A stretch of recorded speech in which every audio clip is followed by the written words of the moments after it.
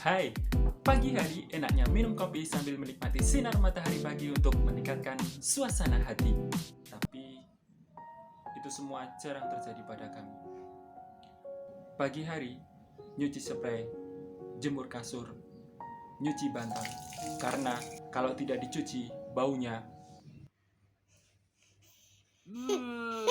Itu semua terjadi karena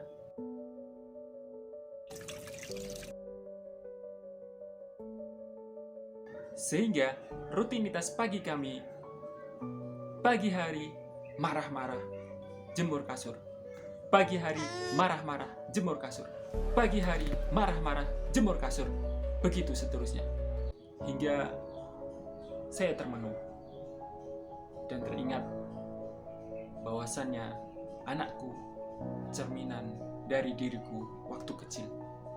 Dulu waktu saya masih kecil dan duduk di bangku sekolah dasar, saya masih sering mengompol ketika malam hari. Sehingga ada ketakutan dan kekhawatiran ketika nantinya saya harus mengikuti kegiatan yang diadakan sekolah yang mengharuskan muridnya untuk bermalam seperti berkemah, pesantren kilat, ataupun persam. Tapi mamaku tidak pernah memarahiku. Dan tahu nggak? Itu sangat membantu diriku. Saya merasa diterima, tidak tertekan, dan tidak malu. Dan ternyata, mamaku benar. Menurut jurnal dari National Library of Medicine tahun 2017, bahwasannya anak yang sering dimarahi ketika mengompol, maka dia akan mengalami stres. Dan ketika stres meningkat, maka itu membuat dirinya akan sering mengompol. Data lain menyebut sekitar 15% dari anak usia 5 tahun itu masih mengompol. Dan 5% dari anak usia 10 tahun juga mengalami hal yang sama, yaitu masih mengompol. Jadi sebenarnya itu hal yang wajar. Kenapa bisa?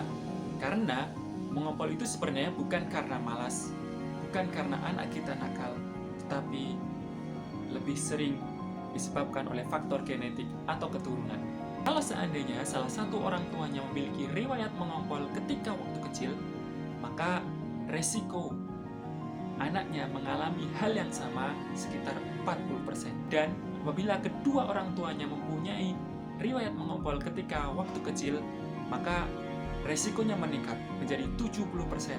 Artinya, kalau seandainya saya memiliki 100 anak. Apa mas? 100 anak?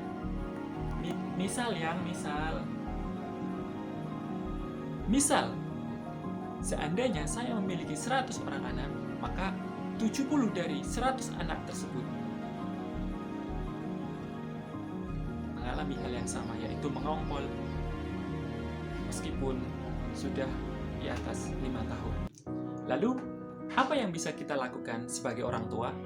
Yang pertama, bangun kebiasaan untuk pipis sebelum tidur malam.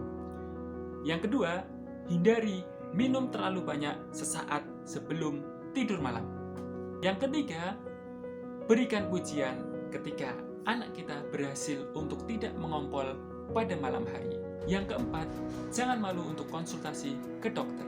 Dan yang kelima, sebagaimana pengalaman saya, ingat, jangan marahi anak ketika dia mengompol, karena itu bisa membuat dirinya makin sering mengompol.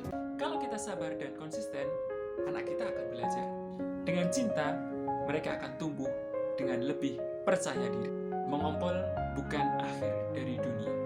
Yang anak kita butuhkan adalah pengertian, dukungan, dan cinta.